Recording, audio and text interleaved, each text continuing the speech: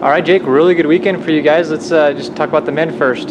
Yeah, long trip down to Lousville and made for an enjoyable trip back. Having took care of business down there. So went down there Wednesday, essentially raced on Saturday. Had some fun going down there, seeing Churchill Downs. That was exciting. So we tried to keep things low key prior to the race. I think that was important. And so that's what we got out there finally on Saturday. And we had this whole focus on we had to put ourselves in the race if we wanted to compete well.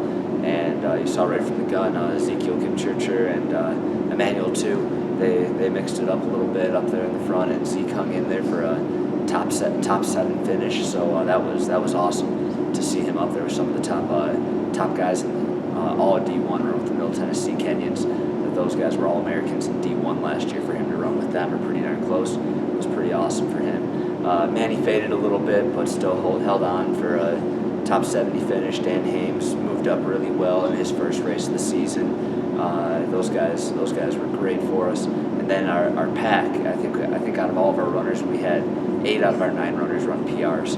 So that was huge for us. Not just little PRs, they ran 30, 40, 50-second PRs. I've never seen a race go out the way this one did, and we did just a great job of getting out and going with it and sticking with it and not giving up. So just from number 1 up through our 9th guy that came across, they did a great job just executing the plan we had.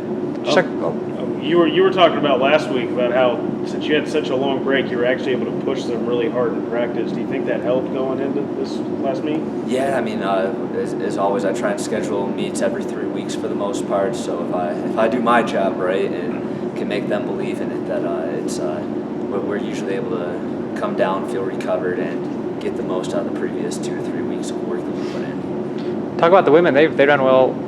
Yes. Them as well. We had a week off, 2 weeks off after Tech, so they had one less week than the guys. But I really adjusted things with them after Tech. I tried to take more of from a training standpoint and a mental standpoint, we did things a lot differently since Tech. And I was out there. I probably ran just about every mile with them over those 2 weeks, and just tried to really help them know that they're capable of doing what I know they're capable of. And we did a really good job. We had 65 teams in that blue race, and they took 7th. So it wasn't the same caliber of competition the boys had, but still you put 65 teams on the line and they finished 7th.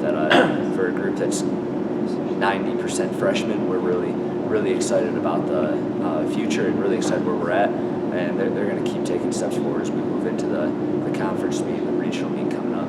Can you expand just how impressive Ezekiel's performance was? I'm not sure, Tyson. You're going to have to do a little fact checking on it, but I want to say that's a school record for 8 kilometers for WT. So there's been some great runners come through. So for him to do that is awesome.